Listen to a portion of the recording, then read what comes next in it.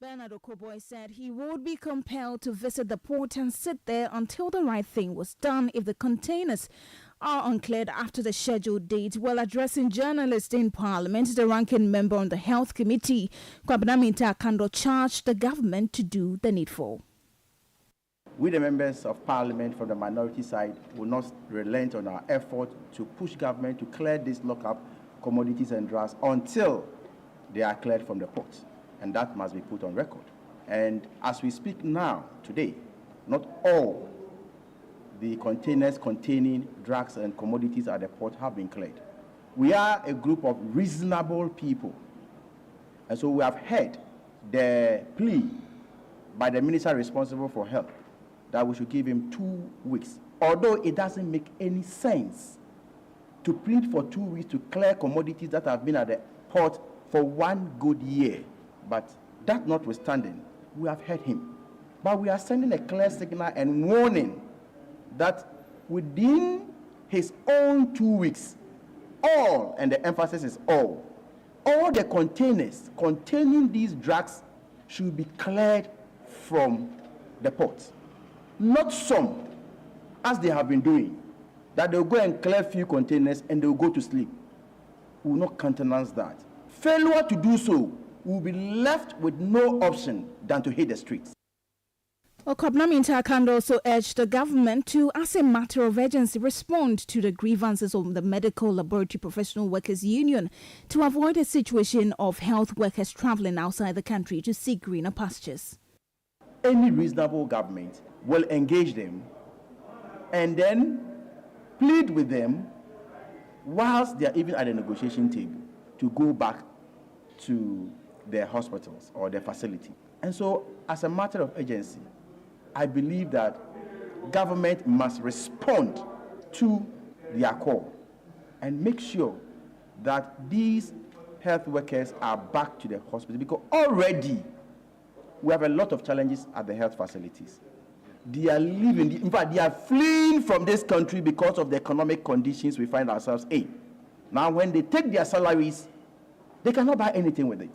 And so in a matter of between 2021 to 2023, we have lost not less than 69,000 health workers in this country. And so today, if you go to the facilities, if you go to the hospitals, you wait for hours because there's hopelessness in the system, because there's so much hardship in the system. And that is what government must be responding to. And so for me, the Constitution guarantees every citizen the right to health care. And so they must respond to the needs of the lab people. You have the ranking member on the Health Committee of Parliament, Kwabena Minta-Kando. Now, the Citizens Movement Against Corruption has described as inconsistent a decision by President Akufo-Addo to extend the contract of the Auditor General, Johnson Ekwamo-Asiedu. Johnson Asiedu was due for retirement from service on August 1, 2024, but a notice to staff of the audit service announced the President's decision extending that contract by 2 years. Mr. Asiedu took over from Daniel Domelevo, who was asked to proceed on accumulated leave on July 1, 2020, and subsequently relieved from his duties. Now, reacting to this, co-chair of the Citizens Movement Against Corruption, Adam Sinanu, questioned the rationale behind the President's meddling of the Auditor General's office. Well, the inconsistency raises eyebrows. The question we ask ourselves is, what did Mr. Daniel Domelevo do or not do that occasioned the seeming hurry to get him out of office? And then what has Mr. Johnson Ekwamo-Asiedu done or not done that has occasioned the seeming hurry to maintain him in office? Especially in the context that clearly we will have several persons with competencies who, if we did a search, could occupy that office and serve the nation. So it raises eyebrows. It raises issues of what are the criteria in taking these decisions, so that we are not being arbitrary, capricious, or illogical, and rather promoting fairness, justice, and equity. Adam Sinanu also called for amendment in the Constitution to reduce the powers of the President in appointing heads of public institutions. Given that under the tenure of this particular Auditor General, some of the things like the surcharge and disallowances that are being clearly executed under Mr. Domlevo's tenure, and that allowed us to get much more accountability from public officers and persons who seem to have wanted to deprive the nation of resources. It begins to leave a very strong impression of some level of interference that would handicap or hamper the work of the Auditor General and his office. Clearly, we need constitutional changes. In general, the approach where we have the presidency appointing all boards, chairpersons, various levels of public officers, sometimes it takes a whole year for them to finish 25% of their tenure already gone. It doesn't augur well for effective management. We then get people who may be perplexing round holes and not really understand the context of the appointments they've been given and what they ought to do for efficiency. You heard Adam Senanu, who is co-chair of the Citizens Movement Against Corruption. Well, one other CSO has been reacting to this, and that's the Imani Africa. And founder and president of the group, Franklin Kojo, says he was not surprised by the move of the president, as it is typical of President Akufo-Addo. I'm not entirely surprised by Nanado's decision to extend this month. I mean, that's what he likes to do anyway. I mean, he kicks out people who are doing hard work and then rewards people who even are due for the job and then gives them extensions and all of that. Look, this is just in keeping with the very neat, lame ways of trying to fight corruption. I mean, this man will be forever happy that the president has given an extension for 2 years. I mean, if it's not for retirement, could just go. There are many people that are equally qualified but should come in as well. Why? Is it the only person who can handle audit issues as Auditor General? I'm not saying he's not a good man. He's a good guy. But if he's for retirement in a few couple of months, he should just let the man go. What's his business of extending 2 years? And then, so what? Look, there's a precedent. I think he should be interested in the fact that none of these actually shows that you are even doing the thing to fight corruption. The corruption, all the indices have given up on you. Franklin Kojo is president of Imani Africa. Let's do some other stories now. The public relations officer of the Trades Union Congress, Nayeli Adefiu-Setchire, has expressed concerns that the government is intentionally prolonging its discussions with organized labor regarding the sale of 60% of Snit Hotel's share to Rock City Group. While open discussions have commenced with organized labor to resolve the matter, Madam Setchire revealed to City News that no substantial agreements have been reached. She explains that the delay might be due to the government's reluctance in addressing the issue effectively. The idea is for us to back down so that, these hotels, so-called not doing well, may go. But, we've all heard that there are other entities. We've all been told, we've all read that there are other entities that are not doing that well. So the engagement continues. There's another engagement forthcoming. And so we don't know how long these engagements will go, but here's where we are at. Do you think the government is deliberately prolonging? Well, I think so, and that's very personal to me. This is a delay tactics, or otherwise you take your hand or your eyes off the ball and then boom, it happens. It's not on, This is very deliberate. That was the public relations officer of the Trades Union Congress, Nayeli Adefiu-Setchire. Now, the executive secretary of the Ghana Refugee Board, Tete Padi, has reviewed the relocation of over 100 refugees who were displaced after the Budumbram demolition. This move follows the demolition of several homes belonging to individuals living in the area between March and April this year. As the authorities destroyed their homes, the residents were forced to salvage their belongings. While speaking to City News, the executive secretary of the Ghana Refugee Board emphasized that affected persons were successfully relocated to other refugee camps within the country as the world commemorates the World Refugee Day today.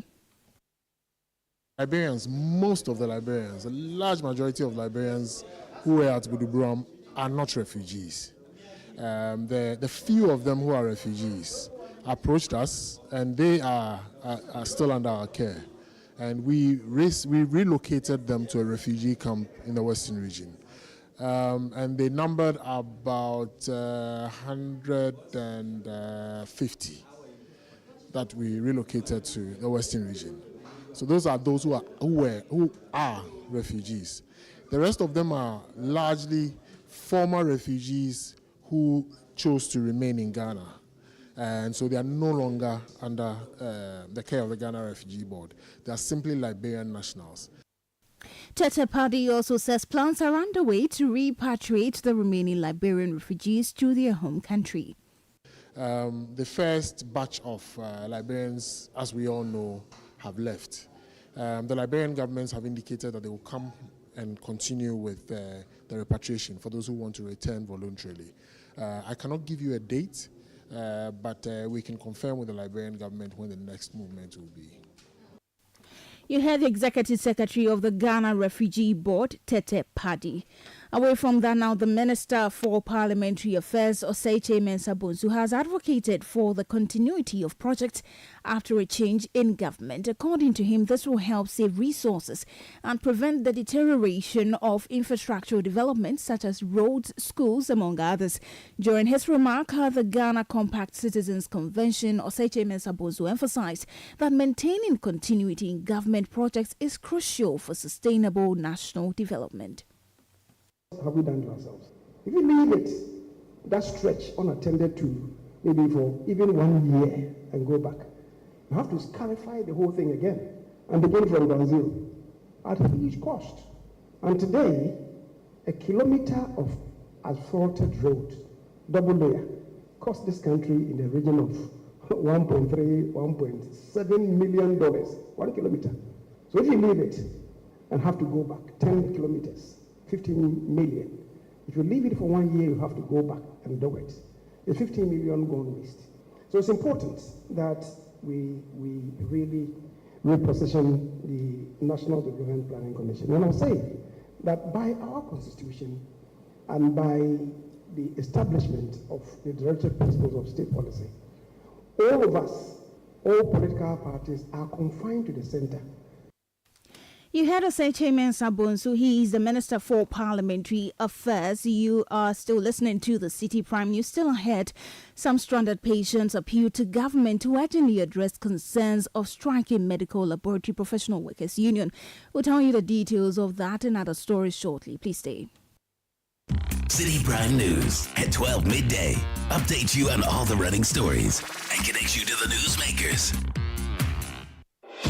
Channel 1 TV is live on DSTV, GoTV, and HD+. On DSTV, find us on Channel 363. On GoTV, we're on Channel 117. And on HD+, get us on Channel 108. On a digital TV, run a new search. But take note that without an antenna, you cannot access Channel 1 TV. Channel 1 TV can be accessed on any free-to-air digital box, like the DSTV and HD+ boxes. Channel 1 TV. Telling your story, empowering change. Citi Prime News at 12 midday. Updates you on all the running stories and connects you to the newsmakers. You're welcome back. Thank you for staying with us. Now, the strike by the Medical Laboratory Professional Workers Union is negatively impacting healthcare delivery at various health facilities across the Eastern region. A visit to the Seventh-day Adventist Hospital and the Eastern Regional Hospital in Koforidua saw a number of patients and relatives left stranded as laboratory services at both facilities had completely shut down. Surprisingly, laboratory technicians at the St. Joseph Hospital at Ifijuase were on duty attending to clients as they did not partake in the nationwide strike. Now, relatives of some patients who shared their frustrations with Citi News called on the government to immediately resolve all outstanding issues with the union for them to return to work. My child is a sickle cell patient, and we need to visit the laboratory every 2 months. The absence of laboratory workers has affected us negatively. We plead with the government to resolve all issues with the workers of the union to ensure their return.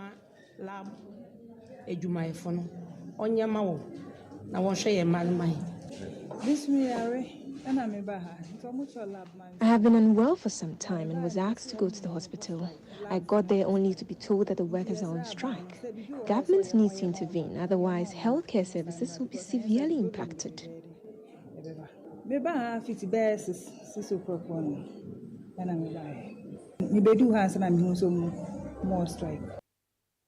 Those were some patients affected by the absence of medical laboratory professional workers in the Eastern region.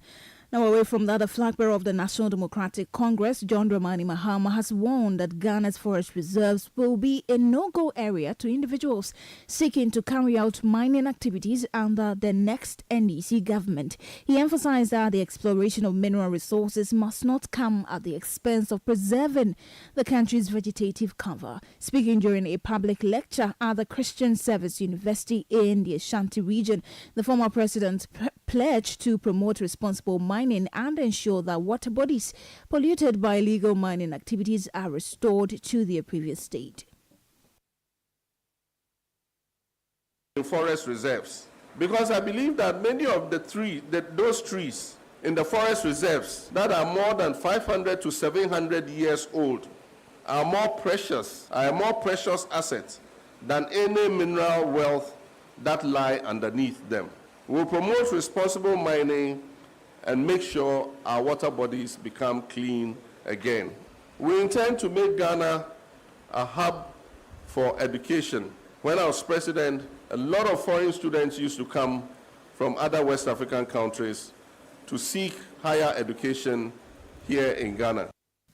John Mahama is a flag bearer of the National Democratic Congress. Now, the Ministry of Health says efforts are being made to develop a sickle cell strategy as part of efforts to combat the disease in Ghana. Recent statistics show that sickle cell disease is one of the public health burdens being faced by the country, with 2% of newborns being affected, while 1 in 3 Ghanaians has the hemoglobin S and or C gene. Speaking at the first conference on the prevention of sickle cell disease held by the Sickle Cell Condition Advocate, acting head of the health promotion at the Ministry of Health, Dr. Mavis Sechi, advised individuals to make an effort to get tested and know their status. And so the ministry is doing their bit. We are trying to put together the sickle cell strategy and hopefully its implementation that will help to improve the care for sickle cell in Ghana. But we can't do it without individuals understanding what it is and actually taking a conscious effort to actually decide for themselves who their spouse should be and who should not be. So we need everybody to come on board. Sickle cell is real, okay? We hear it a lot. It is not the same as your blood group. It is a different categorization when it comes to the blood, but it has very dire effects if you decide that you are going to go ahead and have a child with sickle cell disease. We see it all the time. I would strongly advise, do not even wait till you are going for marriage counseling. By then it's too late. You heard the acting head of health promotion at the Ministry of Health, Dr. Mavis Sechi. And now the Ministry of Communication and Digitalization has stressed the government's commitment to boost the interest of most schoolgirls in information, communication and technology ICT nationwide. According to the ministry, the government is rolling out a number of programs to ensure that most girls are equipped with ICT skills. Speaking at the launch of the Miss Geek Ghana competition, Sector Minister Eslo Usuekufu said Ghana is making strides in closing the gender gap in science and technology education. That perception that science, mathematics, technology is the sole preserve of men is gradually changing. And we're putting in all the efforts that we can to accelerate that process of change, because we truly believe that once given the adequate opportunities and exposure and training, there isn't anything that anyone, man or woman, cannot do if they put their minds to it. Minister of Communication and Digitalization Esla Owusu-Ekufo.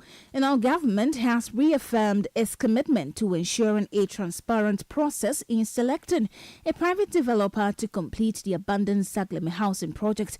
According to the Minister for Works and Housing, Kojo Nkrumah, about 10 international and local companies have shown interest in bidding for the project come July 8. He provided an update on the government's efforts to revive the Sagleme housing project during an interaction with journalists in Parliament. The government of Ghana is a continuum. There are different administrations, Kufuor administration, Mills administration, Mahama, but there's one government of Ghana. The government of Ghana is going through an open, transparent process to get a developer to complete the Sagleme site. we are clear in our minds that we are doing everything above board and in accordance with law. We're expectant that whoever is putting in a bid is also going to do same, and in the end, it should be able to stand the scrutiny of time. We have committed that every single bid that we are receiving, eventually, we will publish every single bid. We will also publish the evaluation report so that you see for yourselves how the various bids were evaluated. We will publish the decision document and we will publish the final contract. So everything is going to be done, is being done above board. And so everybody can have confidence that it will stand the test of time. You have the Minister for Works and Housing, Kojo Nkrumah. Let's do some more stories now. Flooding remains one of the major issues bothering inhabitants in many areas in the Ashanti region. Places such as Abuabo, Sawaba, New Site, Asabi Junction and many others have been experiencing worsening situations that have led to the loss of lives and properties, as many residents in flood-prone areas are fleeing their respective homes due to the worsening situation.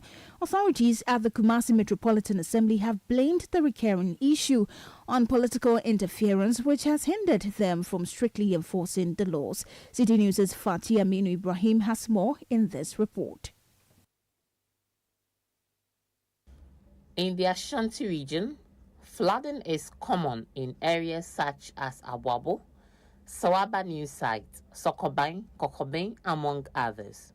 There have been many instances where several lives have been lost and properties destroyed due to floods. Muntala Chakapama is a resident of Abuabo, Palele. He laments how the recurring flooding situation affects their livelihood, as many of the residents here have lived in fear since the rainy season has set in.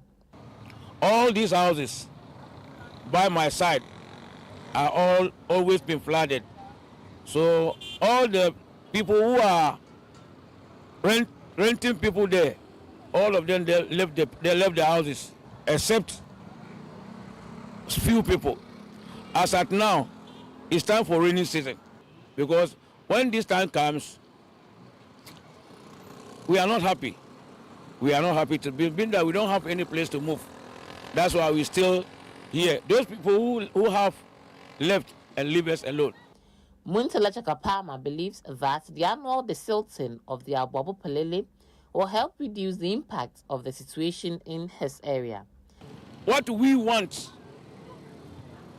the masses within the Palele, we want the government each and every year before the rainy season, he must to come and desilt, or our MC to favor us each and every year before the rainy season. They have to come and desilt. Then it could be able to make it up for our life to be better. While affected flood victims are overwhelmed by the situation and are calling on authorities to address it, researchers have predicted that the situation will get much worse because of the change in weather patterns. Andreas Fink is a professor of meteorology at Karosh Institute of Technology in Germany, who also serves as the coordinator of the Flurry Flood Project, a research project that partnered with the Kwame Nkrumah University of Science and Technology research students. I'm talking about the flood risk. So here in Kumasi, we are dealing with so-called urban flooding. So intense rainfall in several hours that then flood the creeks and endanger the people living along these creeks here in Kumasi. We have seen that before. We are experiencing increased flood risk here at Kumasi already now. Climate change is ongoing. And with our research, we want to quantify actually which houses are going to be flooded at an extreme event that can occur anytime in the next rainy seasons. The research recommended that authorities should take measures to ensure that people living in flood-prone areas are given alternative places to relocate to as authorities tackle the issue. So what we can do at the moment is assess the likelihood of future flood altitudes. How many peoples are affected actually, depend on the urban planning here. So of course there are informal settlements in flood-prone areas here in Kumasi, and we need to convince the city planners to make available areas for those people to live where they are not so much affected of future floods. So there is a human component to it. The human component to it needs to involve city planners and stakeholders. We just provide the scientific basis for their decisions. For authorities at the Kumasi Metropolitan Assembly, KMA, they have noted that the major challenge hindering them from effectively enforcing laws to reduce the recurring flooding situations is political interference. Dr. Francisca Atabwatim is the fiscal planning officer at KMA. One of the causal factors had to do with the fact that we have buildings in waterways, in waterlogged areas, and those areas are supposed to be serving as reservoirs when there is a heavy downpour. So as part of the policies and the acts we work with, like the LUSPA Act, like the Land Act, we have the mandate to demolish these activities. But of course, we can't lose sight of the fact that there are political influences. But of course, I presume you've heard that we have the Green Day, we have the Planting of Tree Day, and then as part of the activities of fiscal planning, we are also encouraging greeneries even in our residential houses. And so we've included that policy as part of our permitting process, such that even if someone comes and applies for permits, even for mere residential structure, we are encouraging that in the designs, we see that about 30% of the land has been dedicated for greenery, so that in our various homes, we have these reservoirs around to absorb some of these waters when there are high rainfalls. But the challenge really has to do with the demolition. We have a lot of structures sitting in waterlogged areas, and then when we are about to demolish, you get a lot of interferences from these political affiliations or factors. That was City News' Fatih Aminu Ibrahim's report on flooding in the Ashanti region. And in today's edition of the Citi Prime News, which has been live from our studio in Adabraka, Accra. For more stories, please log on to citynewsroom.com. My name is Ajuatin Krama. Thank you for your company. Good afternoon. City News, we speak first. Reach our hotline on 0302-224959 and get interactive on Facebook, Citi 97.3 FM, and on Twitter at Citi 973.